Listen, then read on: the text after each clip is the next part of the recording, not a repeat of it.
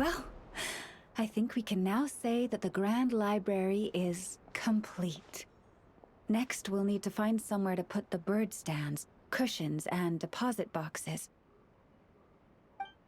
Ah, hello there, traveler, Paimon. Thanks to your help, the library repairs are basically complete. It's really starting to look the part. What about that other stuff you just mentioned? Are you planning on putting all that in the library too? Yes. That said, it's too big of a job for me to handle alone. I was planning on getting some of our more skilled artisans to help out. The Grand Library is open to humans and animals alike.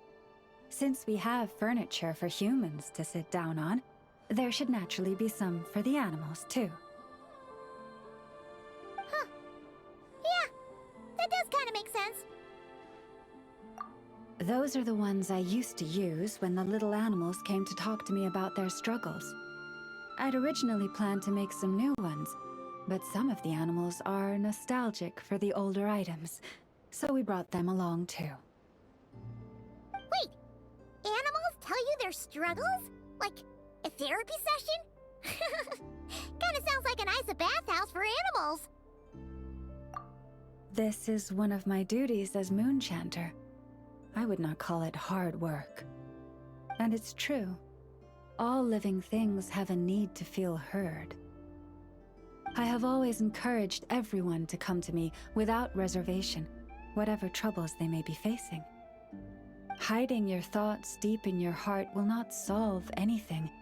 In fact, it often makes the problem worse.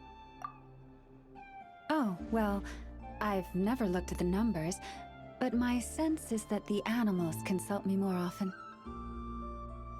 After all, my daily routine is more or less the same as that of my people, and they don't usually come during work hours. It's only when I have free time that I get the occasional human visitor. Animals, on the other hand, lead very different routines from us.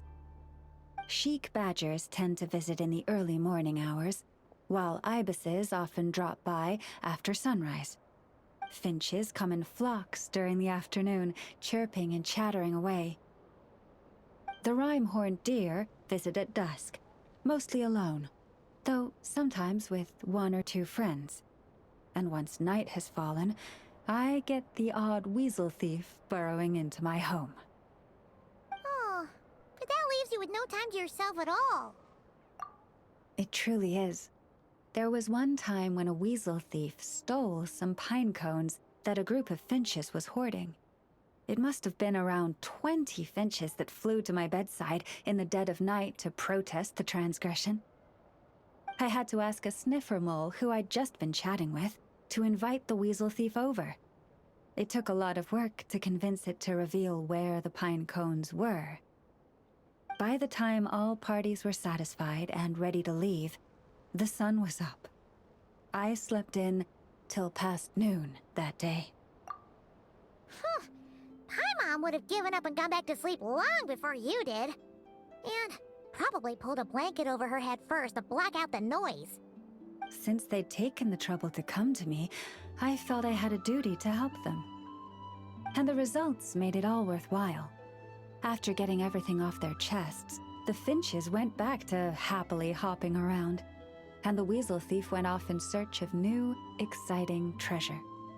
But humans are less forthcoming than animals. Too often, they hide their true feelings in the deepest corners of their hearts. Even those who come to me for guidance, I feel as if they tell me only part of the story, leaving out what truly burdens their soul. Perhaps they are unwilling to say it out loud, to face the real issues head on. Human society often encourages people to hide their true selves. It is not dissimilar to the way that some butterflies hide away in a withered leaf and camouflage their wings to match their environment. Social interactions between humans can be complex and difficult. Everyone has their way of coping, and I don't judge them for it. Nonetheless, suppressing one's true feelings can easily lead to melancholy and depression. Deep-seated issues like that are difficult to resolve, no matter what advice I give. So I had an idea. I thought, what if I could find a way to bring complicated human minds and straightforward animal ones together? Maybe by spending some time around each other, both could experience a new perspective. It was with that in mind that I renovated the Grand Library and turned it into what it is today. Spacious and well-ventilated, and open to humans and animals to come and go as they please. Except maybe on rainy days, when they're looking for shelter.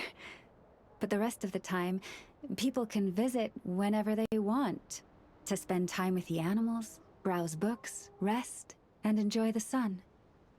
And perhaps the company of our dear animal friends, who will not be driven away by anything they say, might encourage people to open their hearts and share the truth of what lies within.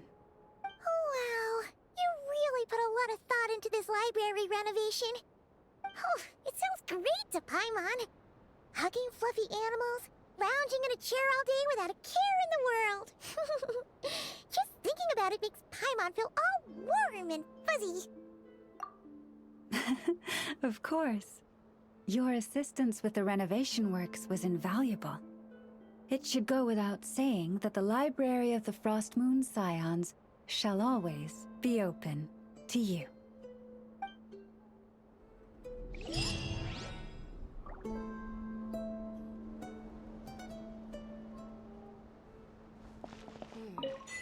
Now where in the world did I put that book?